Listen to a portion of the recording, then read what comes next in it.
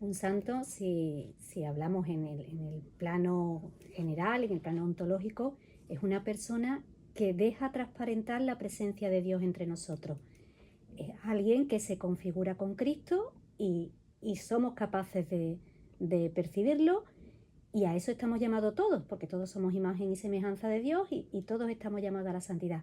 Otra cuestión distinta es que son los santos canonizados. Exacto. Entre ese pueblo de Dios que todos estamos llamados a llegar a la gloria, la Iglesia elige a determinadas personas para que sirvan como modelos específicos en un determinado momento de la historia, y también para que nos encomendemos a ellos, porque sabemos que su manera de hacer las cosas les ha llevado a la presencia de Dios y a ayudar a los demás. Y reúnen unos requisitos. Reúnen unos requisitos que básicamente se desarrollan durante su vida, como decíamos, transparentan la presencia, son imagen más clara de Dios entre nosotros, que se mide por el ejercicio de las virtudes, las teologales y las humanas, fe, esperanza, caridad y otra, pobreza, humildad.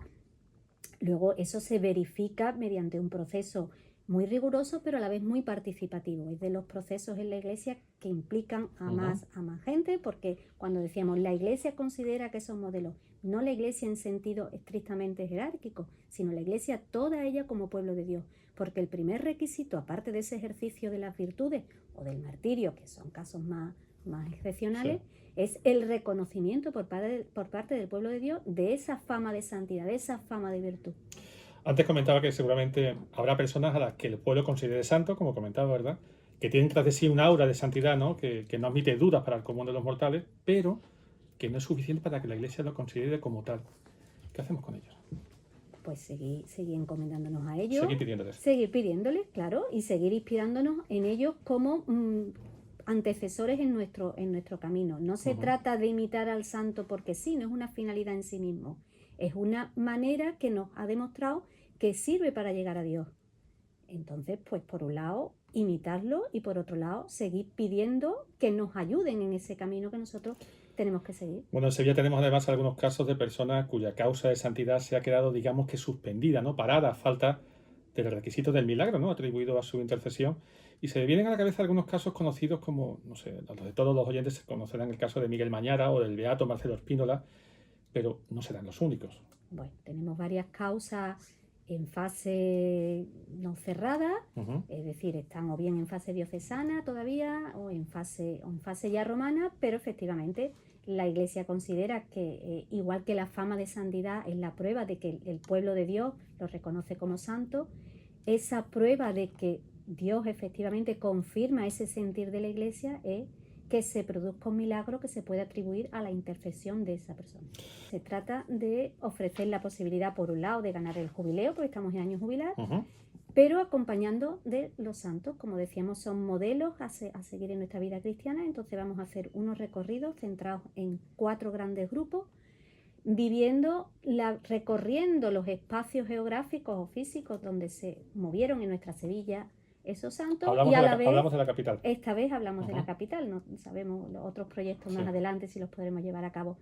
En principio son en la capital, igual que seguimos ese recorrido físico, pretendemos también iniciarnos un poco más en el camino espiritual que ellos siguieron. Es decir, vamos a ver en qué consistieron esas virtudes que constituyen esa fama de santo. Sí, efectivamente, como les decía, son 4 recorridos, uno de ellos ya está completo, pero de los otros 3, que serán el jueves día 6, el sábado día 8 y el domingo día 9, todavía se puede inscribir alguna persona más. Sin movernos del asiento, doña María del Monte, requeremos si le parece uno de estos itinerarios. Por ejemplo, veo aquí el programa, el del próximo sábado. Este camino se llama Testigos en la Historia. ¿Cuál es la propuesta? Hemos querido recordar, porque son santos muy, muy, muy conocidos, aquellos primeros santos que configuran la historia no solo de nuestra diócesis, sino incluso nuestra historia general. Santa Justa y Rufina, como mártires más emblemáticas del periodo romano, San Isidoro y San Leandro, que llevan la teología San Leandro es una parte muy importante del proceso unificador de España del cristianismo, y San Isidoro, mundialmente conocido en toda la Iglesia, doctor de la Iglesia, San Hermenegildo, que forma parte de ese proceso de la época visigótica en la lucha contra el arrianismo, y son los que configuran nuestra historia más antigua en la fe. En principio, los que ya tienen declaración de venerable o los que ya son beatos. Están a la espera, tanto unos como otros, están a la espera de un milagro, solo que quien ya ha sido declarado beato solo necesita un milagro para la canonización, y quien es todavía venerable necesita un primer milagro para ser beatificado y otro para ser canonizado. Nunca podemos saber de antemano cuál va a ser esa persona a la que Dios ha elegido. En cualquier caso, solo nos queda rezar y pedir por ellos. Pues efectivamente, rezar, pedir por ellos y sobre todo tratar de seguir ese ejemplo, ese camino que nos han ido marcando.